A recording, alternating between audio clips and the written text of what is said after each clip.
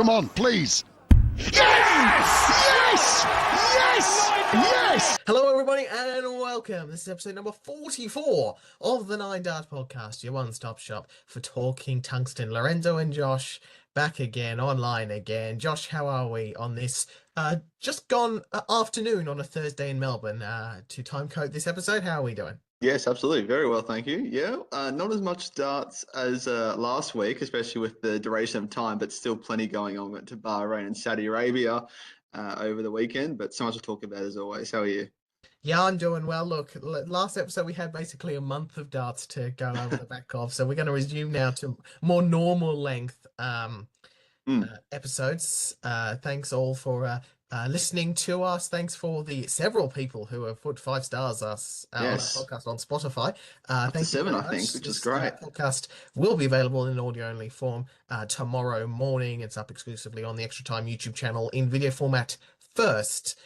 Right. I actually forgot to add in, we must delete our first thoughts page, Josh. But true. the first thoughts is that we had a tournament in Bahrain, a tournament in Saudi Arabia, and the Challenge Tour was back as well. And those first Challenge Tour events are so crucial because the guys who do really well on it are guys that get call-ups through the Pro Tour basically for the first couple of months. And it was good to see Steve Beaton on the Challenge Tour. He didn't win any events, but he did hit a 9-dart finish, showing the bronze Adonis still has it, Josh, which is He's still got fantastic. it in him. Absolutely. No, well, he's still been around. Obviously, he had the international pairs with Adrian Lewis, which was great to see him as well a while ago. So, yeah, do we actually know who he got the 9-darter against? Because I couldn't see anywhere. I just saw the darts behind the Oki page, which is a very reputable I think I read that Instagram somewhere. page. I can't remember that at the Not- moment. It was. Not It sure was who it to was win- against. Anyway, Yeah, it was. I read it was to win the match. It won the match. Okay. I think 170, 180, and a 144 out. So, Okay. yeah, Beautiful. but Steve Beating hitting a 9-darter. A few 9-darters, I think, hit along the way on the first weekend of Challenge Tour action. But the main attention of the darts world was in the Middle East, where we had the World Series events. Hyun Mbappe was playing Danny Noppert in the quarterfinal in Bahrain. They moved to a new sort of venue, sort of in the same similar space around the Bahrain F1 track. And the lights went out at one point. Van Veen kicked off with the ton. Danny Noppert basically went to the board. He kicked the Oki to get himself ready to throw, and then bang, the production cut, the microphones cut. We heard that. Then the lights went off in the venue. But amazingly, the little scoreboard they have there showing Van Veen 401, Noppert 501, that was the only thing in the building that was still working. Hilarious. And if there was ever a advertisement for having Rob Cross, the former electrician, at these sort of events, that was it. It's perfect. We needed voltage. We needed Phil the Power Taylor to help us get the lights back on. But that was very odd. It did happen at the World Championship 7 years ago, whenever it was a game where Paul Nicholson was playing. He was a million miles behind in the leg. He went to throw. The lights went out. This is not something we see every day, Josh. Very amusing, though, that it happened in the oil-rich Middle Eastern area. You'd think they'd be able to keep the lights on. Yeah, no. Was it a budget thing? I don't know. Did someone not pay the electricity bill? Who knows? I think Luke Littler lost the match quite funny. before against Gerwen Price. Was that right order? If someone wasn't happy with losing a match, they decided to pull the plug the whole of it. No, very funny. It was a crazy moment. Absolutely, for sure. Yeah, the moment I saw it, I went, oh, that one is going in the podcast. That's for sure. We got to bring up the fact that the lights went off, which is thankfully not something that happens too often in darts events, though. It is imperative, unlike maybe some other sports where if the we're playing outside or during a day game, it's all good. But darts is always indoors, so we need lights. We need to be able to see where we're going. That was in Bahrain.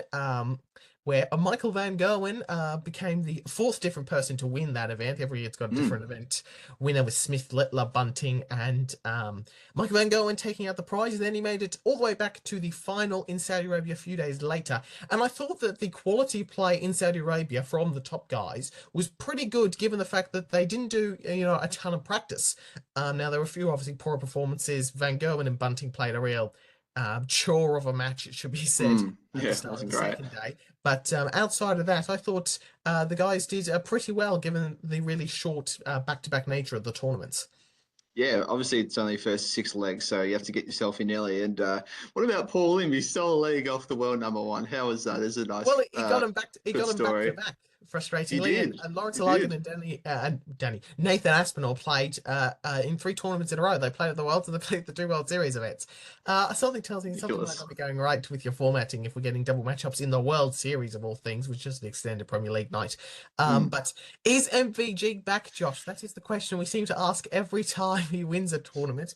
We need to see more proof of it, and as we're going to get to later in the great debate, it is a huge year for Michael van Gerwen, but I think him lifting a title should hopefully give him confidence going into a Premier League that did not really go his way. He won, more yeah. matches than, guys like Dobie and Bunting in last year's Premier League, but he didn't win a night. Mm, He did make finals night, which is kind of like the baseline expectation for Van Gerwen. We expect him to be in the top 4 in the Premier League come night 16. So yeah, great. it's the fact that he's won a tournament and he has got to the final in a tournament, only losing to Littler in what is basically a Premier League-like format. It would surely give him the confidence going into a huge year when he's defending nearly 70% of his prize money. Absolutely. Well, I was going to mention that he's defending so much prize money. So we'll talk about the players, but he's sort of one that needs to have a good year, and he started off on the right foot for sure. I'll quickly go through the results for those who haven't seen. So again, he played Alexis Toiler in the first round, 6'4", 96 average. Then played Bunting, 6'4", 97 average. Then had I'd say a pretty surprise win against Price 7-2. I thought Price would be a bit more competitive than that, Yeah, 94 Price was average playing there. really well in those. He was As in we'll those see early later, he phases. loved playing in the Middle East. He He'd be does. on for Phil Taylor's World Championship record if the World Championship was played in the Middle East, where people don't know who he is. But Absolutely. he was in top Nick throughout most of that. I'm surprised he didn't make either final. To be honest, That's true. Price, because he was playing pretty sharply throughout the start of both Bahrain and Saudi, so that was interesting. Exactly. And then the final 8-6 Van Gogh. So good to see Jan van Veen also get to the final from the other side of the Yes. bracket. He was good. Obviously, he made the final in the Worlds and fell short to a Luke Lula who was just out of control on that day at Alexandra Palace. But yeah, that was a really good quality final. Watch that. That was very, very good. Absolutely. So we're probably going to need to see more from Van Gerwen, and he's got a few big tournaments at the start of the year to get up for. And then Luke Littler, who has now turned 19 years of age. 21st of January is Yes. his birthday, so he is now 1 year older. Also, the Happy birthday of birthday. Adrian Lewis as well, as we know. Yes. So two Yes. back-to-back world champions born on the same day, the 21st of January. How good's How that? interesting is that? But he got the victory in Saudi Arabia, was the first one to pick up that tournament, if you will. Mm. First time we've been to Saudi as part of that Riyadh season. There's lots of different, I think the WWE's there for the Royal Rumble, and there's a few other events going on in Saudi throughout the week. Bizarre old event. We probably should have put this in great debates and that sort of thing, but I thought the walk-on was an interesting thing. It was a little bit I forgot different. about that. So Yeah. let's go to the walk-on now. I've already mentioned Yeah. it. What were your Good thoughts idea. on the walk-on, Josh? It was a bit interesting. It was strange. It was just literally, for those who didn't see, it was basically off the side. It's like some little like circle thing with the name on the back, and then you just walk straight through to the stage. There was no crowd on the other side or security behind. It was just straight through. So I found that very, very interesting. I'm not sure what to think of it. Probably didn't get the crowd as hyped. I don't know. I'd like to know your thoughts on it. It was just a My bit strange thoughts to me. is there's two elements here. There's the no crowd interaction, and there is the fact that the player you couldn't see the player, and then they appeared after their name was Hmm. pronounced by the MC. The True. no crowd interaction thing I didn't like. I think that's an important part of it, though. It might be the only way to hurry James Wade up to the stage, whose walk-ons usually takes a minute and a half. True. He'd still find a way to be signing people's autographs and make away from there to there. That's true. But so the no crowd interaction bit I didn't like. Stephen never went karaoke with his titanium walk on, probably because the crowd wouldn't have no idea what he was on about. But so there's that element of it. But I do think online darts live lounge listeners will have known Have there's been talked lounge. about on that podcast a lot how we can really amp up some of these walk-ons, and some of the walk-ons become like during a world championship, a world final should feel something different with that walk-on. Hmm. So I feel like the fact that when you're in the arena, if you're around that walk-on area, the guy comes from the behind the stage, and as the other guy is walking up on stage, they appear, might do some high fives and way to the back of the walk-on. So there's no real a real entrance surprise level to their name being called out and seeing them for the first time that night, because you've already seen them start to sign things and get ready for their name to be called on. So I think that the element of here is this player, and then they walk out to their song of choice is good. If we can somehow find that with the crowd interaction of the old, I think it'd be great. I think the two great areas to explore, two great venues where this could really be done, is the Winter Gardens in Blackpool, because it has those different levels, and I think you can come behind and then really enter that the Empress Ballroom there in a different manner. And the other one is the Great Hall for the next World Championship, because it's a completely clean slate, so they can do anything they want with that. So they could perhaps do something like that there with the crowd interaction involved. And we'll see how. I feel like walk-ons can absolutely, as good as they are right now, really can be amped up. Now, some venues might not be able to work them out in the meantime, and it may get to the point now where we lose venues more because their layout doesn't fit to the walk-on the atmosphere we're trying to build here. But I thought the guys coming out from like a sort of behind a different part, you can't see them, and then they pop their head out. I would like to see more of that. And what we'd really love, and as I mentioned the Royal Rumble earlier, what has been said many times is sort of do that sort of event where you might know the players, but you don't know the order, you don't know the individual matchups. That's so true. All of a sudden you hear the walk-on song of Wayne Mardle, and all of a sudden he comes on, he's playing a best of 3-leg match against or something. So all of a sudden here comes Paul Lim, and we all get excited. Crowd goes nuts. So, wow. I feel like that element of the walk-on, that sort of the real giving it a real big entrance by not being able to see them, is something that could be seen, albeit interacting with the walk-on, with the crowd interaction, and not having the walk-on also go through whatever weird structure they were walking through. It was all a bit weird, but it was something different, and that was good. I thought that was a clear standout for me during this event. We will one good thing now, there was no Saudi Arabian representatives. Like I thought, actually, I thought the two Bahrainian players really have stepped it up in the last couple of years, and they got better. And I think a leg was taken off Danny Noppert, and he went down to Manlok Lung, who is one of the absolute best players they have there over in Asia, and one of the fastest players as well. I feel like Noppert was sort of thrown off with his pacing. He just seemed to be throwing a little bit quicker. And it felt like that was impacting him in some way. But 6-3, he went down to Manlok Lung, or Hugo, as Russ Spray was calling him, and it's definitely something he goes by. So he was a positive surprise, and Danny Noppert was a big flop as well. Does it settle the Premier League debate? I mean, we'll never settle the Premier League debate, but Stephen Bunting won his matches, and Danny Noppert won one, lost one. So, and Danny Noppert was also he's also the only second ever player, the other one being Michael Smith, who's a former world champion, to lose a Bahrainian player. But Danny Noppert, I'm sure, would have loved to really go deeper in these couple of World Series events.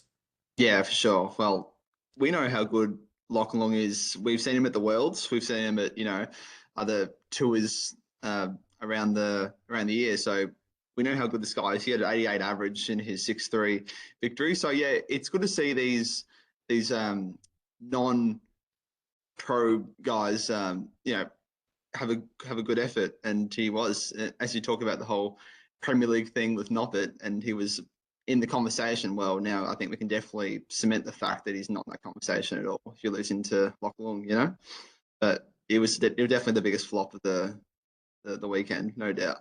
Yes. I was going to add something, and now I'm not really. Oh, that's what it was. I think we might see more potential for the internationals to potentially get some wins, because look, we know the top guys will be managing their schedules. I don't think either Luke is coming to Australia, so we might see not only some different names from the PDC Superstar side of things, which would be good. We could also see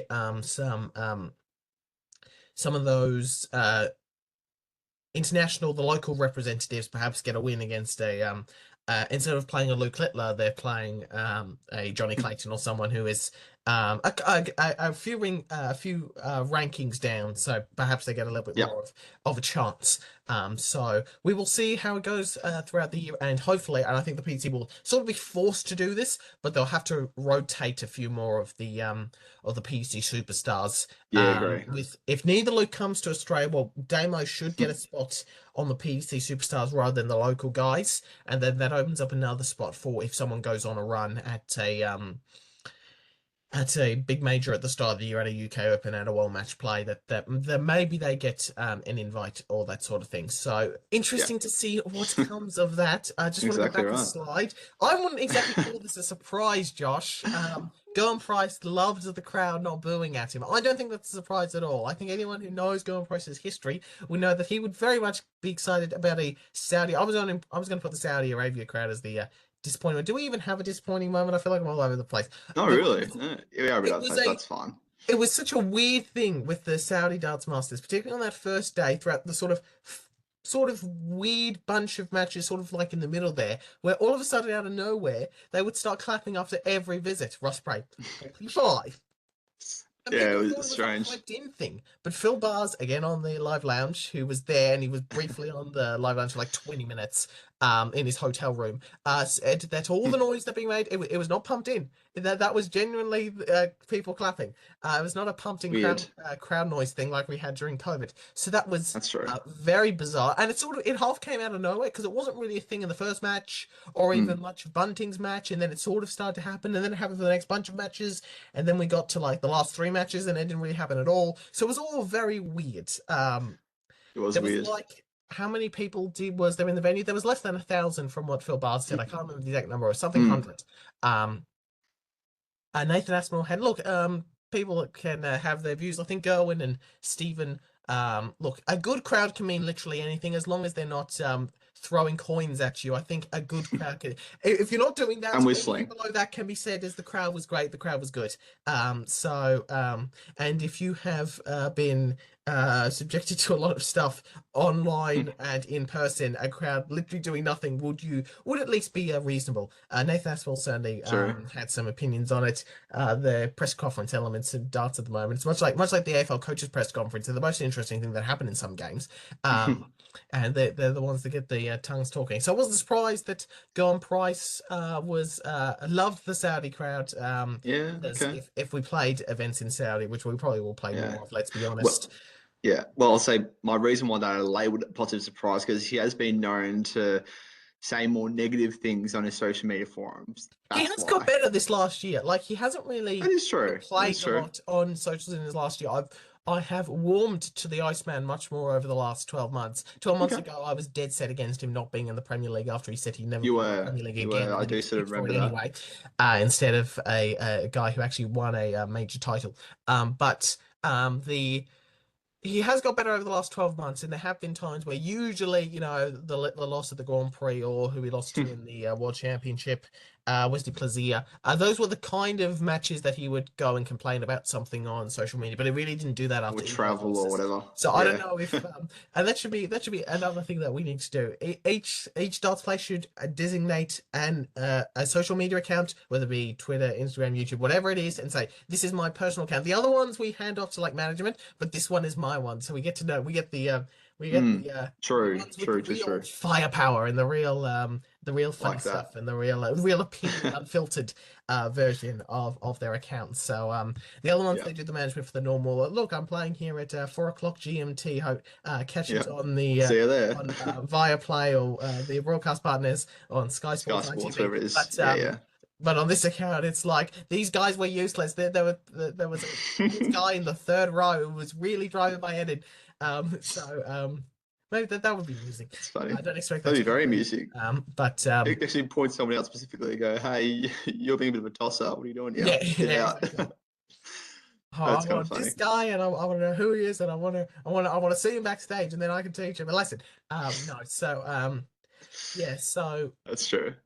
I don't expect these, and it's also a cultural thing as well. It was the same when They held a couple of darts events in the World Series in Japan. These are nations that don't have the sort of boisterous level of crowd enthusiasm that we're used to in Yeah, places like the US, UK, and Australia. UK for So sure. there's also a cultural element of part of it as well. But Mm. it was also amusing to see the reaction after everybody said there's too much. The crowds are being too bad at the World Championship, and then we get to no crowd. And I was like, where is all the atmosphere with the crowd? It's like, come on, people, Yeah, make your mind up. have to have a balance. Yeah, exactly. Right. A few great This was debate topics to get fascinating. into. Now, this had I love it when the real nerdy stuff gets really, or the pedantic stuff gets taken into, because I get drawn into that sort of thing. The Me graphics. too. Now I'm not sure whether this is an What's going on here? ITV thing or just a World Series thing. Will be interesting when we get to the World Masters. I actually quite like this graphic, Josh. The only problem with this graphic is the fact that there's only a little dash below the 3 there under Price's name to signify he went first. That probably needs to be a bit more clear, like an actual Bigger, dart clearer. or like an arrow of some sort pointing to his name or something. That probably needs to be bigger. I know a lot of people like a graphic that says this is how many dots have been thrown in a leg. I don't really think Yes, 9, need 12, that whatever. information personally. There's also the weighting of things feel a little bit like that. 1st to 6 could be a bit bigger. Yeah, bolder Overall, I even. don't mind this. I like the fact that they've got it gives you something different to say. Here we are from 501. This is how far they're away from reaching 0. I thought that was something a little bit different. It's got that game control element with the design in the middle there. That's interesting. The whole circle. I wasn't a big fan, to be honest. Like for me, I'm a traditionalist. Just keep it simple. Just tell me how many legs, how many sets, whatever. I think the World Championships do it perfectly. It just has a nice sort of Yeah, the Sky Sports rectangle graphic. separated. It's like it's perfect. But I just thought it was a bit strange. The whole circle felt like I was in an F1 race going around. Yeah, we're I going don't round, know. round, we're going round, round. It was kind of Yeah, we strange, didn't talk personally. about. I did mention at the end of our World Championship preview that I thought we might see some new graphics for Sky Sports as part of the new deal, and we did. It was something a little bit. It wasn't like a massive overhaul sort of thing. It was sort of similar to the last one they did with a few different changes, and that one as well also had a signifier of who's throwing first that I thought was too small. But other than that, I thought it was. I thought it was good, and it'll be interesting to see. Though I do think we should hold off on our opinions on. So, as part of this new ITV deal, Matchroom Sport, which is the parent company of both the PDC and the World Snooker Tour, are the ones that are actually behind the broadcast team, and they select the talent, that sort of thing. So we're going to have Wayne Mardle on ITV events, which is great, and Dan Dawson as well. They'll be the team behind them. Glenn Durrant as well. It was a pretty strong. I think Chris Mason's still going to be involved in it as well. I think it was a pretty strong lineup from my point of view, from what I've seen. It'll be interesting to see where we go from here, but we'll wait. I'll hold full judgment on the new graphics and the new broadcast of darts on ITV until we get to the World Masters and then the UK Open, because they're the two real big major events coming up. And I don't even know if this graphic will be there, or whether this is just a World Series thing, or just a World Series Euro Tour Players Championship thing. I think it's definitely better than the last PDC TV graphic, but that might be kept for Pro Tours and Euro Tours. We'll have to wait and see. That's true. Well, yeah, the question I posed is getting too fancy. I'm getting too, too fancy. I don't know. I'm just more traditionalist guy, but hey, something different, I thought it Against was, your fancy, I would argue. I don't know. I think we're going to be ranting up on the fancy. I think we're going to see more details, more live elements to a darts graphic, more analytics, that sort of thing. I don't think we've seen. I don't think we've reached the top of Mount Fancy yet, Josh. No, we haven't. And No. I'm all for the ride up to the top. Right.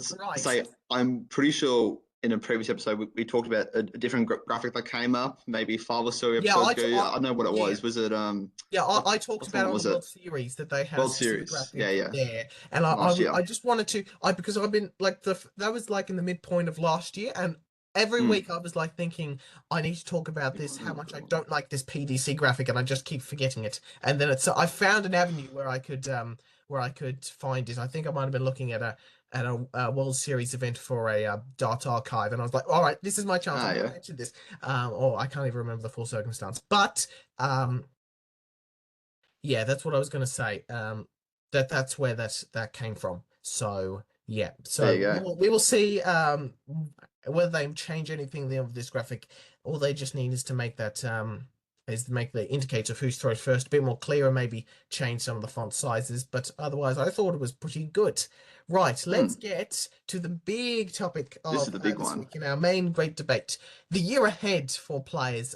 Huge year, prize money going up, and big names defending a lot of money, and some fresh new faces on the tour as well, Josh. Two, and I have to put my glasses on to see what I've written on my whiteboard here. I'm just going to go quickly over last year and what we saw. Yeah. So last year we said over, I can't remember who said which. I think there was a bit of agreement and some different ones as well. Some guys we expected to have a good year. Ross Smith, Josh Rock, this is the biggest tick in the whole way through. Big He's tick. now in the Premier League. Connor Scott didn't quite have the same year as the previous year. Bunting was pretty well through the first, basically until he won the Swiss Starts Trophy, and then it all fell apart for him.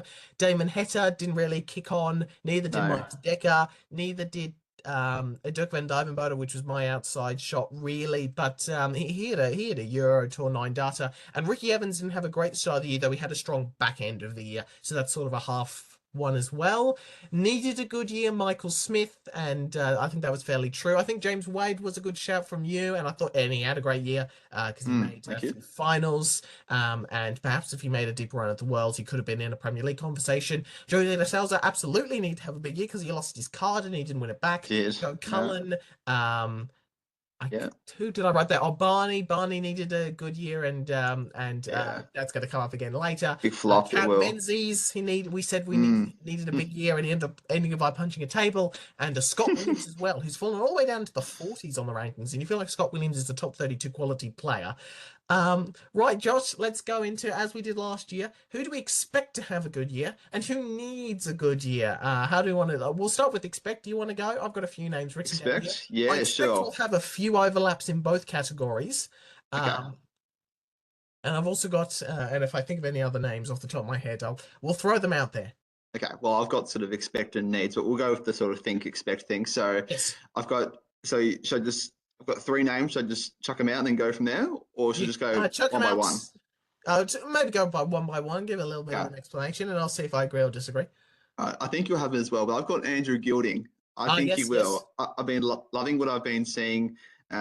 Decent at the Worlds, also the UK Open, he was pretty good from memory, and he has some good runs. I know you're very sold on him at the moment. I think like he could Andrew really. Gilding. I think he is one that I can see having a good year.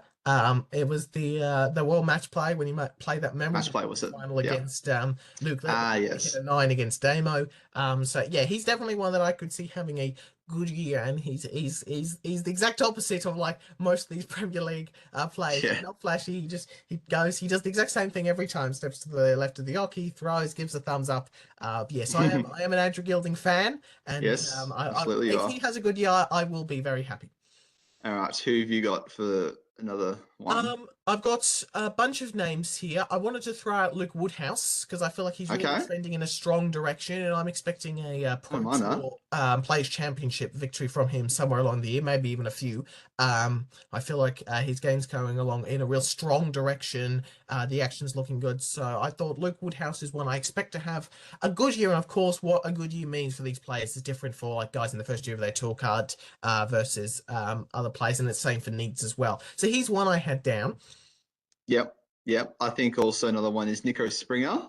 Yes. He's sort of one of those guys who, again, has shown he can do some really, really good things. He can do some really, especially on the Euro Tour, especially. He was very, very good last year. So we've seen some good stuff from him. Can he go further to, make some really good deep runs?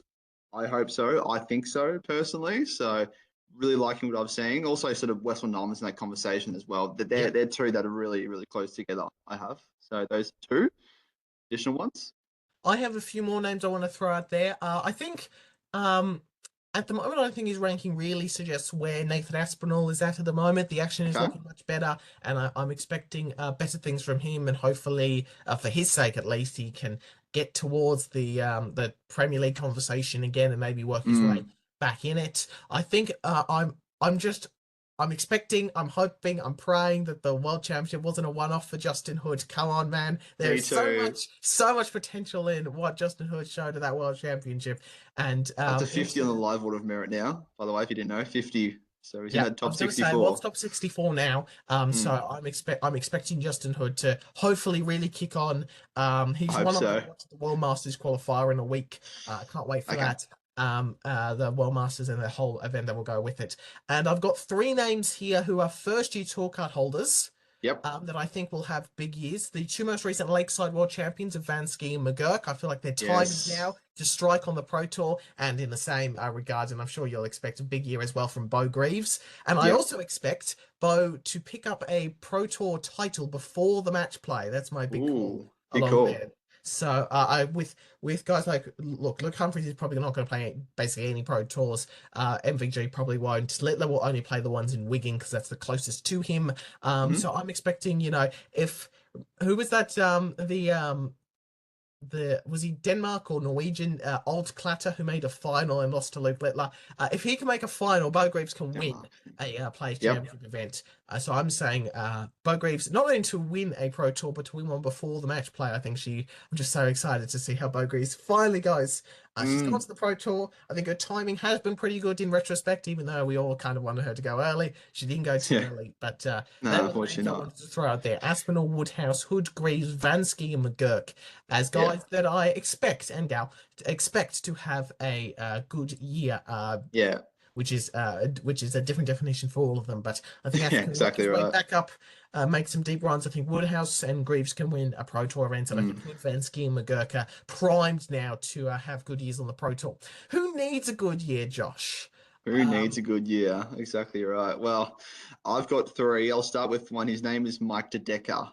I think just the way he sort of had a bit of a regression year. I don't know how much prize money he's defending or anything, but obviously had that shocker at the Worlds. I think he's due for a bounce back year, Yeah. personally. I think, yeah, and he's definitely one that sort of needs that. I don't think it's too much of a concern until we get to the Grand Prix. So if he has a poor Yep, start of the year, he's still in, yeah, he hasn't really fallen. I don't think he fell at he all hasn't actually. in the rankings from last year to this year because he was really more gaining on stuff. But Okay. yeah, it's if he's not in great form when we get to the Grand Prix, sort of like another Belgian who I'm going to throw out there, Dimitri Van den Berg simply has to have a good year, or his card is in Yes, dangerous peril. So they're the absolutely. two Belgians there. Yeah, so fascinating to see Vandenberg. Is he's still in the world's top 32, or is he not, or is he outside? Van den Berg, give me Yeah, one sec. just double check that for me, Josh. 25 at the He's moment. 25, so assuming he doesn't fall outside the top 32, he'll start fourth round at the UK Open. But he could get a real disaster with the open draw there. Mm, absolutely. Vandenberg is one that needs a big year, and because with the prize money going up as well, he's a big risk of just tumbling down. I think if you take all his current all the money that's bound to come off and only keep what happened last year, I think he's outside the world's top 64 now.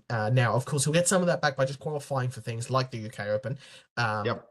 but and picking up odd wins on the Pro Tour. But with the prize money increase as well, but especially for as we talked about when the prize money increase occurred, that middle band, it's important that he has a strong year and a strong start of the year as well. If the UK Open goes poorly, he's in big trouble.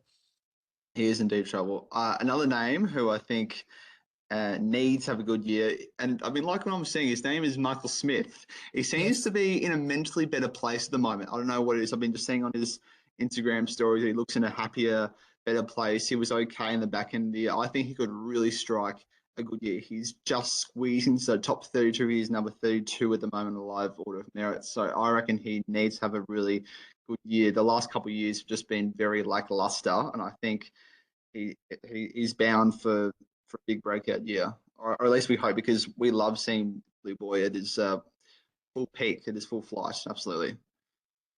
Absolutely. The other Michael in Van Gogh is another obvious one, but it does have to be Yep. said when you're defending, was it 69, 70% of your prize money, you need to Yeah, that's have crazy. a strong year, and it's going Fourth to at the come in a moment. few Mm. chunks as well. He's got a big chunk at the match play where he made a final, the World Championship where he made a final. So it's going to come in hits and waves, and again the strong start of the year on the World Series. He won the very first event. He was undefeated in the 2026 season until until Luke Littler beat him in Saudi. So only the one loss so far for Van Gerwen. And World Masters important. Didn't have a particularly strong tournament there last year. So and obviously that's a big one as well, because that's still a free hit this year until we get to next year. Actually, that does remind me, Van Gerwen, and I wanted to mention this, did say in, I think, a press conference during Bahrain, he did say that he was expecting a change to the ranking system. Now, who knows what that means, or when that would happen, or if that would how that would affect things. But that's certainly one to keep an eye on, whether Van Gerwen's assumption is true. Do you have anyone else who needs a good year? I have quite a few more, actually. Yeah, I've got Peter Wright. I think Yes, I he's have him just too. really, really struggling at the moment. We love seeing him at his, vintage best, but he's just had a really, really shocking. We've had him in our disappointing moments and flops for a while now. So I really hope he can sort of, I don't know, just find something in him in the early part of the year just to really get it going. I don't know. Obviously, you agree, so you want to extend off that a bit more? Yeah, so I had him as well. He's not in the World Masters directly. He's going to have to go through that qualifier. And as we know, certainly last year there were two players. It was ironically Bradley Brooks and William Borland, whose careers are Willie famously linked Borland, together. Brothers Who of came famous through. data. Yes, exactly. Who came through the qualifier, both of them from the group stage part. Now the top guys are seeded in that qualifier and the rest come through the group stage. So the fact that he is going to have to, he'll be one of those seeds like a few other guys around him, like Michael Smith. But yeah, that's going to be crucial again to start the year. And if he's getting rolled over by guys who've had to play a lot of darts going into the day and are much lower down on the rankings, that will be a bit concerning for Peter Wright. So we will see. I've got three more names here, Josh, that I wrote down. Or maybe even four, technically. Yeah, four, I think. Sure. I've got one more. This is probably going to be the same, but Cameron Menzies, all the drama and media attention on him, he just needs to find a way to turn it around. His head space is in all sorts of disarray at the moment. So if he can find something in this early portion of the year to really, I guess, shut down the haters, I guess, then that'd be really, really cool. But he needs to really strike a good year. He is currently number 26 on the order of merit. So, yeah, no, I just feel like we know how much potential this guy has, but he just can't string it together at the best of times when it needs to happen, So he's one for sure. What about your rest of them that you mentioned? Oh, I forgot to change the thing there at the top. Yes, so other game agree with Menzies and agree there. In a similar vein to Peter Wright, Rainbow Barnabel needs a big year. I said it last year as well. That he also needs to show me that he has the want, the desire to continue to be a professional darts player. Because at the moment he seems half happy to lose and get off the stage, which is not a great position to be in. I thought off the back of a disappointing back into the year, I think our man Damon Heta needs to finally get over this hump on television of him not he sure going does. deep in tournaments, and he's one that I had as 17th well. at the moment. Gabriel Clemens is all the way down in like the 40s in the rankings, which surprised me when I was looking at it this morning. Because again, it feels like Gabriel Clemens should be up there, and he showed 47. Yes, he showed great promise against Luke Humphreys. So in that World Championship match, cool then did get over the line. And my last name thrown out here, I've only put this guy down because he would have lost his tour card if it wasn't for Dom Taylor. But Mario van der Bajada, who should have lost his tour card, he was the lucky one to get up, and now he needs to show that place is earned. And he has a great opportunity to do something that you basically never get. You get that second chance and then really take it with two hands. So of course, now I'm not saying van der Bajada needs to like win Pro Tours or like no for the Euro Tours on the regular, but just he needs to do enough this year to keep his tour card. That's always the kind of thing with like that 64th player, but Van der Bajada is a bit special given he should have lost it. He should have had to go back to Q School to get it back. Crazy. And he's got a game on him. He beat Stephen Bunting the year Stephen Bunting made his second World Championship semi-final at the Players Finals. So he's got a game in him, but yeah, he was this close from losing his tour card. If Dom Taylor had not been assigned for random drug test when he was, he might have lost his card. That's why I threw down Van der Bajada as an outside one there. I think we've come up with a fairly good list, perhaps uncontroversial in many areas. Nothing too out there. I think it's fair to say that all of those guys especially the needs category, needs to do something special to show that they're deserving of a spot in like the top 32 or keeping onto their cards. And I think the guys who we've said to expect people that should be really now beginning to climb up the standings and are ready for a big year. The Woodhouses, the Hoods, the Greaves, that sort of player. Yeah, that's exactly right. Yeah, I think we've got a few in agreements for sure, and then a few both that are sort of different perspectives, but we'll see how they go throughout the year. Absolutely. I should have changed this, the future side, to say JDC Q School, because that's the main thing on the JDC side of things that's coming up this week. A Q School event, and the more we're doing this podcast, the more I realize I should have changed bits on the I should have added something else on the Canva. But JDC Q School is coming up this week, so I'll come back with results next week. Right, Josh. Now this, I'm going to see if I can bring this up here on my phone, but to get the exact numbers in front of me. But the ADC, the first tour weekend, is going to happen in a month's time out ADA, there in yes. WA at Silver Sands. Big events, 128 max, and I'm going to see if I can work out exactly how many people have. I think the second event is fully booked for those 128. All right. So I'll try and get those numbers in front of me if I can. But this is a big weekend to kick off the year out there in WA. We're going there for the first time in the ADA Tour. And we've got 4 events to kick off what will be a big year as with World Championship and ANZ Premier League spots on the line.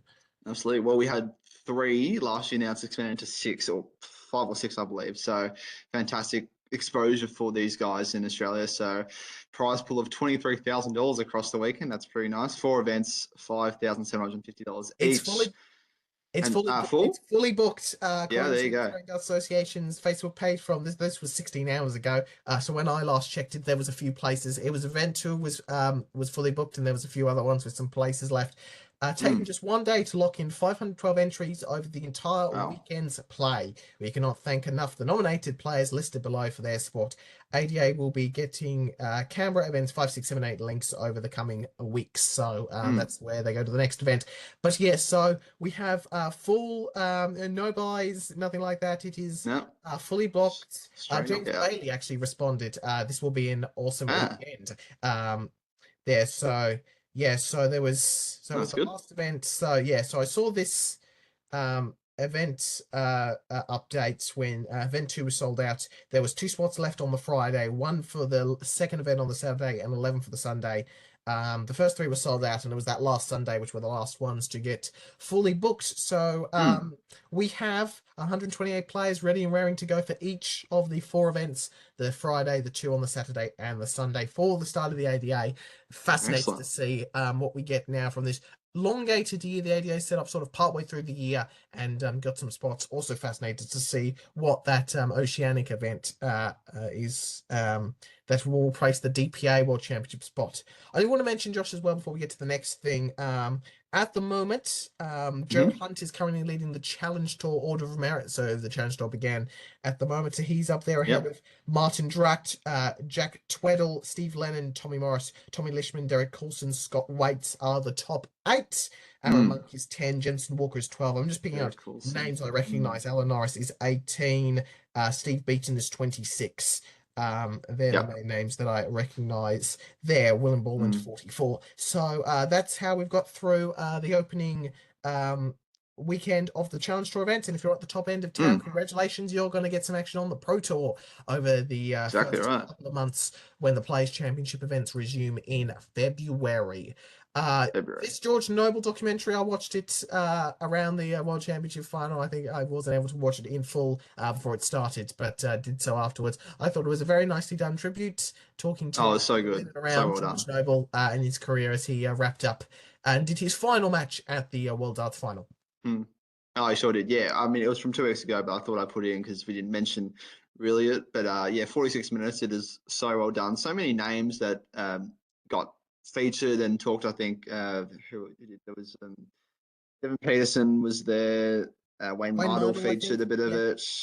Kirk Bevins, I think, Owen Binks as well. Yeah, I think all the main referees were also in amongst there, and a few other guys as well, which is great, fantastic. So well worth a watch, no doubt.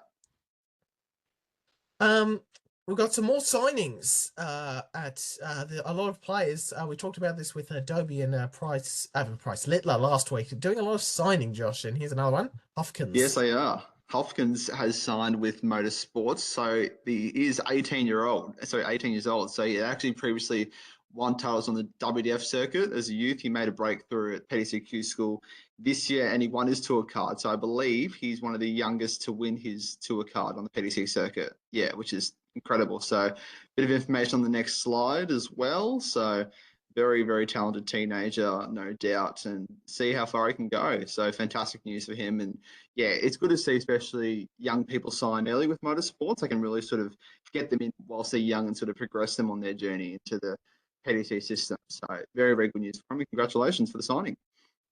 We had our Modus Super Series Women's Week, and the Queen of the Palace was the winner in Yes. Portsmouth.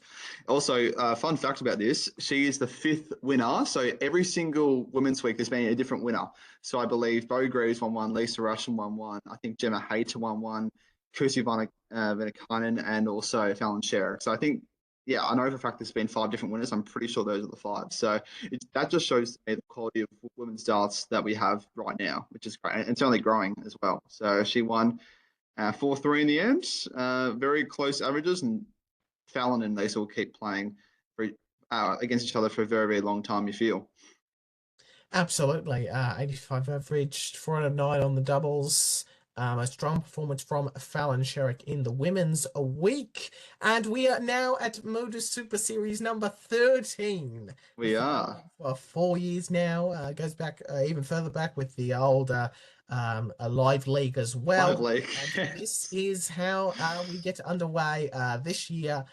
Week 1 of Series 13. And as I will continue to keep saying this until it gets confirmed otherwise, but I think there is a good potential for a lot of these guys. They could, in theory, be playing in a Grand Slam of Darts qualifier, as I could easily see Sure, Modus absolutely. Series Champions Week winner or or that ADC Global ADC, Champion, which of course gets in as well. That you could see one of those guys making a appearance at the expanded Grand Slam of Darts, but we continue to wait patiently for that qualification criteria to come out. Hopefully soon, please, PDC. Right. Yeah, we do. Let's get back to Series 13, Week 1, Josh. Yes, so there are all the names there. A few of the series winners are here. So Cohen Whitehead here was the Series 1 winner. Jim McEwen, he won a series as well. Pretty sure David Evans won one as well. So yeah, it's a pretty good list. Adam Savada from the US, he's here for the week, which is good. Love seeing USA darts being represented. So there is your lineup for the first week of Series 13. Incredible. And these are the results in Group A. Killington topping the group with 11 wins and 4 losses out of Coates and Evans. So Indeed. Killington on the Saturday, the final week, the final night of the first week of Modus Super Series number 13. Indeed. And there's so many darts that have been played at Portsmouth, so many great moments already, and we'll continue to have all the updates on all those big finishes, and I'm sure there'll be a few more 9-darters that happen on the Portsmouth stage throughout 2026. Exactly right. Now, the Darts Down Under season, they're only off their 3rd season. They're only at 33. They're only season 3, excuse me. Division 2, Josh Tahini is back in. He continues to lose after he said that he was the favourite in the top of the table match. I will continue to roundly mock you about that, Josh, until you're finally able to get fair enough. On the board. Fair enough. On average, this looks like a fairly close match. You couldn't seem to it weren't starting as well as Aussie. No, no. Yeah, had a 140 along the way and a 52 out, but beaten in the end 6-3 to get your campaign underway. Yeah, well, the tail of the tape was he was actually up 4-0 at the start, believe it or not. So I was in some deep, deep crap, and I just could not hit a double at all. 3 from 21. I was aiming for double 16, which is one of my favorite doubles, and tops as well. It just did not go. I was actually using my spare set because my set that I got from the dart shop was actually at my mate Shane's house. I need to get those eventually. Okay. Is that an excuse? No, it was pathetic for me, really. But no, it was good fun. I got it back to 4-3, then he was just too good in the end. But good fun as always, and we'll be back next week, no doubt. But yeah, When I a actually get going, disappointing start. I've changed my setup. I've got a new board. I've got Stephen Bunting K Flex Flights, which I'm absolutely loving using. I don't have Good. to, fiddle around. I've actually got a set of Geelong folded darts here inside a stem here on my desk, and I hated Fun. having to. It was basically every visit I was like trying to put this thing back in.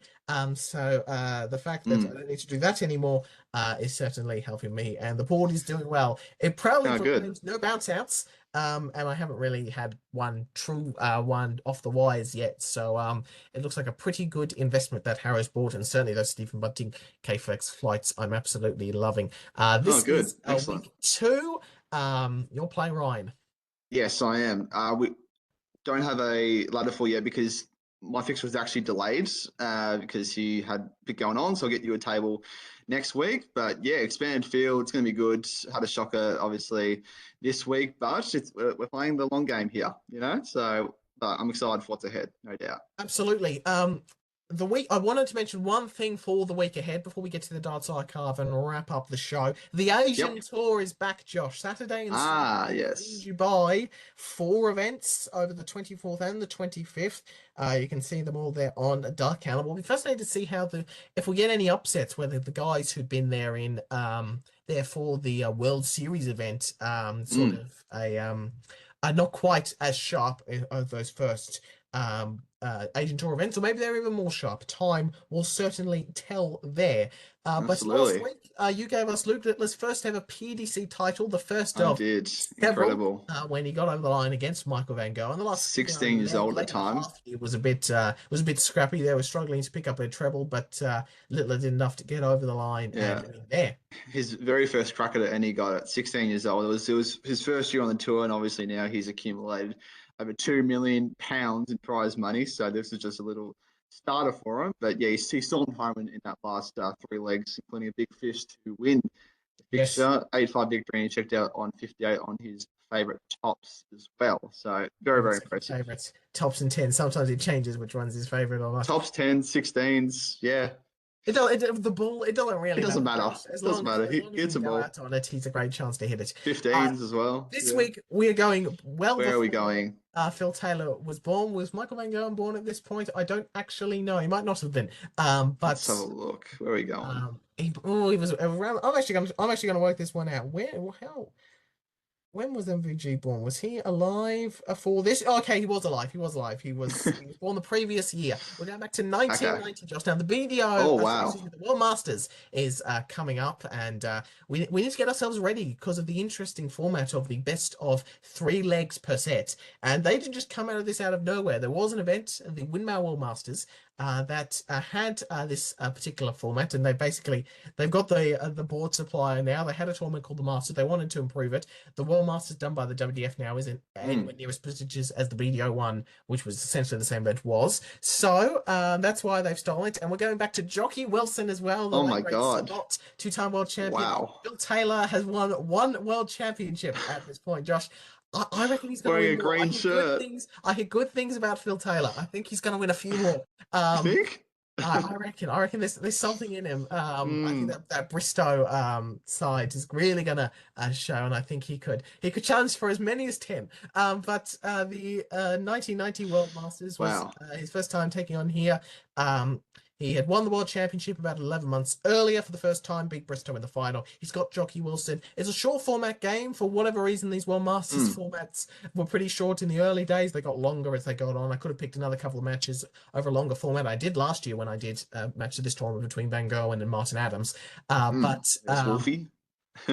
Yes, Phil Taylor, Jockey Wilson, a very competitive match. There's also a sort of tie-break format as well in the last set. If it goes around this time, we'll have to see whether this match follows that. But enjoy that, Jockey Wilson, Phil Taylor, 1990 BDO World Masters final. And by the way, the little S there on the thumbnail there, that's the sports channel, which is now Sky Sports. So one of the first things Sky Sports did was cover BDO darts.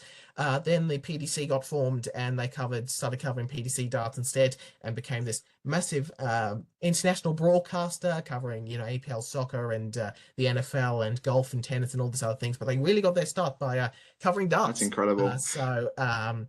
This as one of their, or would have been one of among their earlier matches they would have ever shown, earlier tournaments they ever shown. 1990 video Windmill World Masters final. Phil Taylor, Jockey Wilson, England. I'm just so Scotland. impressed you seem to get footage from 36 years ago. That's remarkable. It's there in full there. You never know. That's incredible. If you find you start digging, Josh, you'll find that there's absolutely if you dig hard enough. That's right. There's a lot of classic matches out there on oh yeah. The PDC probably do need to do a little bit of though with some of their archive matches, during the week that FIFA needs to be more around. Every World Cup match. This is men's World Cup matches like 1966. Wow. So I'd love to see that continue to happen, or something like that happen on the Dutch channels. Anyway, that's it for the 44th edition of the Nine Dart Podcast. We will be back next week. We'll work out when exactly we do our podcast next week. We could be before the preliminary rounds of the World Masters, after the preliminary rounds of the World Masters. Sure. We'll probably do it somewhere in there. I think there's advantages and disadvantages to doing it before and after. But I'm fascinated to see how many internationals get over. Fascinated to see whether the big guys get through. Fascinated to see how guys we've mentioned today, Justin Hood, Bo Greaves, Jimmy Van Ski, Shane McGurk, how they go at the qualifier, Gabriel Clemens, Murray van der Behada. So fascinated to see there. It's been a good show, Josh, and we'll be back next week with the World Masters Insight, and we'll preview that tournament as well as looking back on what happened on the Asian Tour. We'll be fascinated to see how the first 4 Asian Tour events go as well. Yes, good fun as always. That was good. Very, very good. I was especially looking forward to seeing how we're going to set up these players for the year. So it's good to see we had some agreements, and looking forward to seeing how these players progress over the calendar year. I think we were in agreement, and even guys that I didn't write down specifically, I said, yeah, that's another one to go with there. Interested to see if Cam Menzies plays at that World Masters qualifier as well, whether or not he's banned or whether he's able to or wants to play. Great question. So that'll be interesting as well. Right, we will see you sometime next week. It'll be before the World Masters main round starts, maybe before or after the preliminary round. This episode will be available as an audio only tomorrow morning. Thank you very much, Josh. Pleasure as always. This has been the Nine Dart Podcast.